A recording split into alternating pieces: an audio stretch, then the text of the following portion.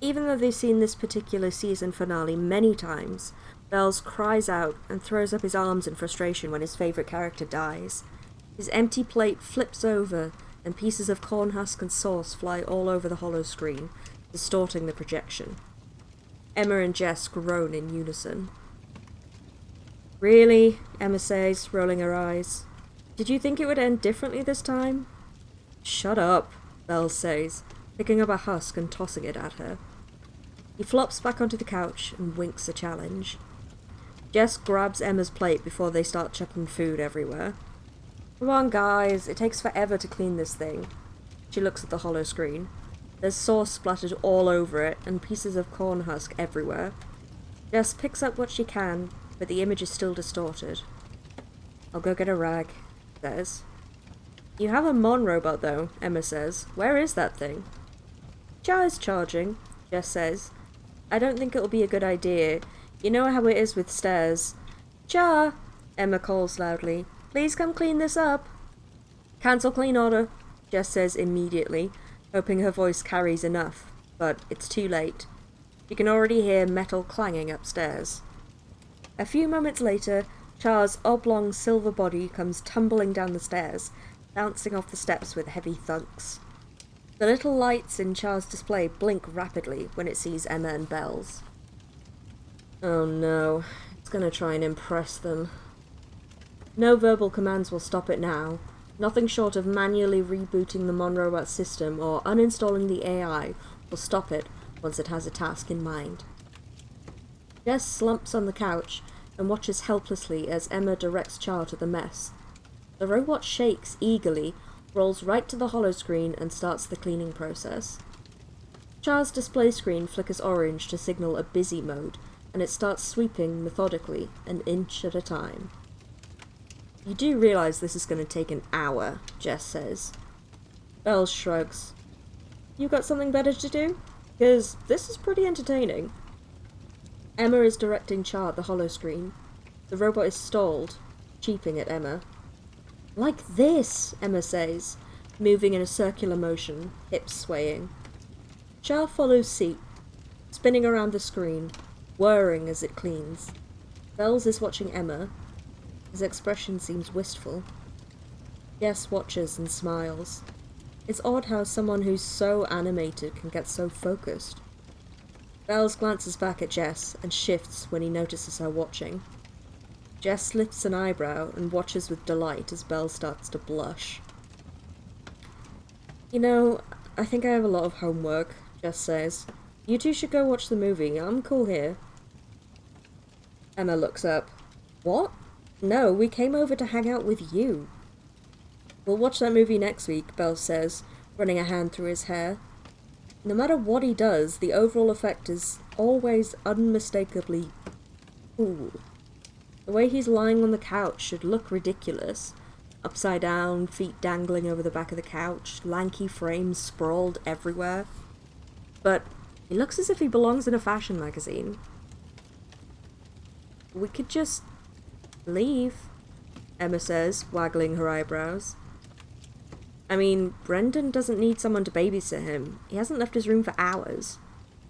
Brendan had actually come downstairs during an episode of The Gentleman Detective to grab a box of circuits, but he'd taken one look at Jess's friends and squeaked, "Hi, Emma and Bells!" before dashing back up the stairs. He's largely self-sufficient, if a bit socially awkward.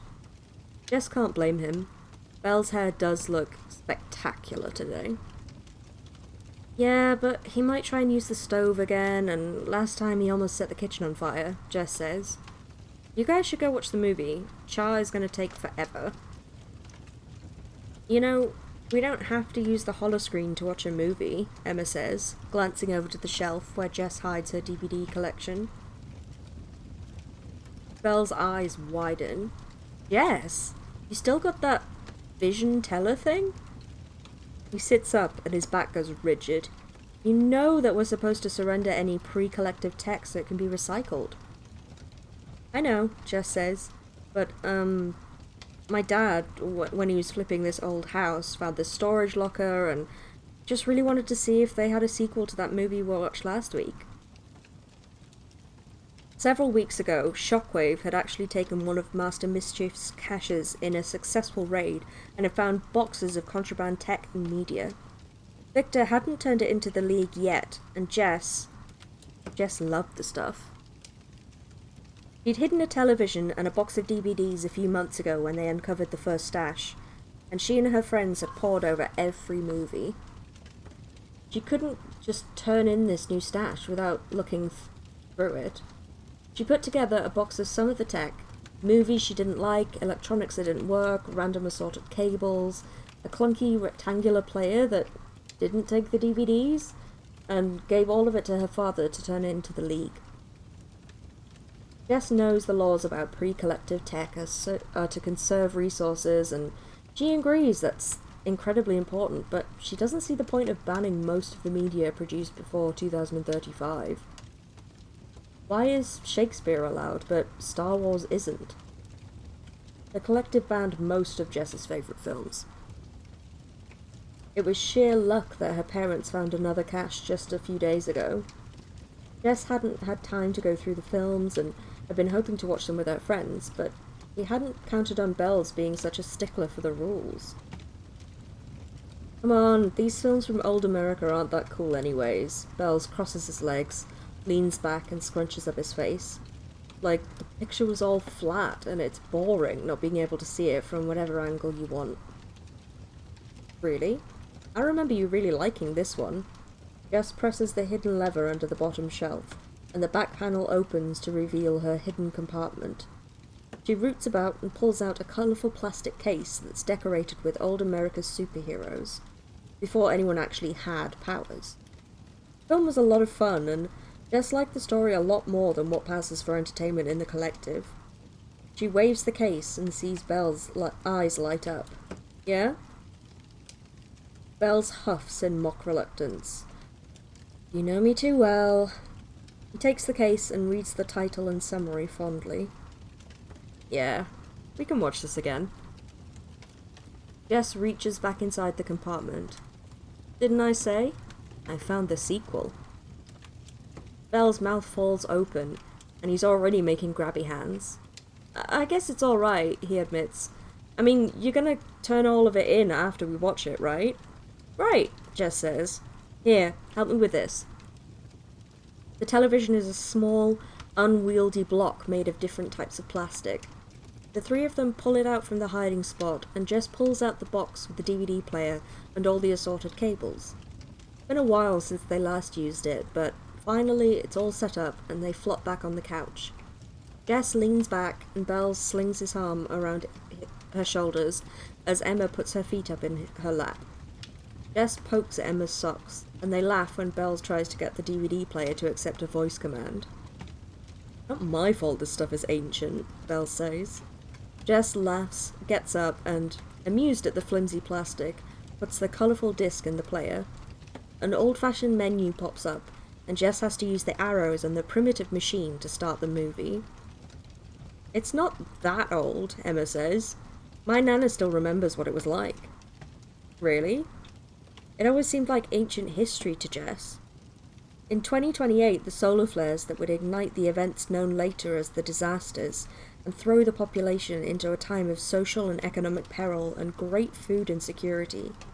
Any student could recite a version of the events that changed the world forever, and it always started with, in 2028. How old is your great-grandmother? 107, Emma says. She was born during the disasters. She was old enough to remember when they formed the collective after the war. She doesn't really like to talk about it, though. I bet. Everything must have been so chaotic, Jess muses. I mean, people springing up with powers for the first time? Emma nods. Can you imagine making something like this today? Bells asks. He holds up the DVD. On the case, a luridly costumed male superhero holds a swooning woman. Captain Orion would have a fit. Jess laughs. Yeah, if the collective made movies with superheroes. All the official entertainment is so boring. That's one of the reasons Jess likes 21st century movies. People seem to have free rein to be creative. Still, Rules against fictional media about superheroes make sense. The lives of the actual heroes provide enough interest. I bet Captain Orion will be the one holding the swimming. Ooh, Starscream? Emma says with interest. I heard they were on again. Jess shakes her head. Nope, broke up according to yesterday's Gazette. She never reads the entire news holo, but Orion's love life always makes headlines. They gossip about Captain Orion's romantic life, and then get into a silly discussion about the most attractive heroes in the League. The movie is playing, but they aren't paying much attention. Jess lost track of the plot a few minutes in. She's enjoying her time with her friends as they argue about who is hotter, Starscream or Copycat. Emma and Bells are waving their DEDs at each other, flicking through their favourite holos. Belle's projection of the official League holo of Copycat and Emma's holo of Starscream keep bumping into each other, causing both holos to flicker. It has to be Copycat, Bells says. She's got those stunning green eyes, you know. Yeah, but Starscream's jaw, Emma says. No, this holo isn't a great one. No, I need a better... Jess, help! Jess laughs, throwing up her hands. I refuse to get in the middle of this. I'm a Captain Orion gal myself. But I will bring my desktop down so you can find all the pictures you want. Beeping as it wheels back and forth, Char is still trying to clean the holo screen. Shaking her head, Jess picks up the robot. She carries it up to the main floor and sets it down in the living room. You can clean here, Jess says. I'll do the holo screen later. Char cheeps in affirmation and starts vacuuming. It promptly gets stuck under the coffee table, meeping until Jess picks it up and turns it around. Char chirps and heads down its new, clear path. Jess trudges upstairs, lingering outside Brendan's room. She hears a few beeping noises, but that's normal. She grabs her desktop projector and goes downstairs, where Emma grabs it and syncs her own DED to it to look up photos of Starscream. She gets distracted checking her notifications, and then she gasps. Oh my god! There's a new superhero over in Devonport. Jess looks over her shoulder at the projection. Emma waves at the air, closing all her open windows, various messages, homework documents, and photos of Starscream and Lilliputian. She enlarges the newsfeed holo from the official Heroes League of Heroes. Oh wow, he's our age. The bio says 16. Emma pokes Bells in the shoulder, but he just shrugs and gets up to manually turn up the television's volume. Emma faces the holo toward them, grinning as she waves her hand to play a featured clip from a news segment. And what do we call you? On the holo, Wilton Lysander, the most popular newscaster of all the latest superhero news, stands in downtown Devonport in front of its iconic fountain. With a broad smile, he holds his microphone out to the brightly clad hero next to him. I'm Chameleon.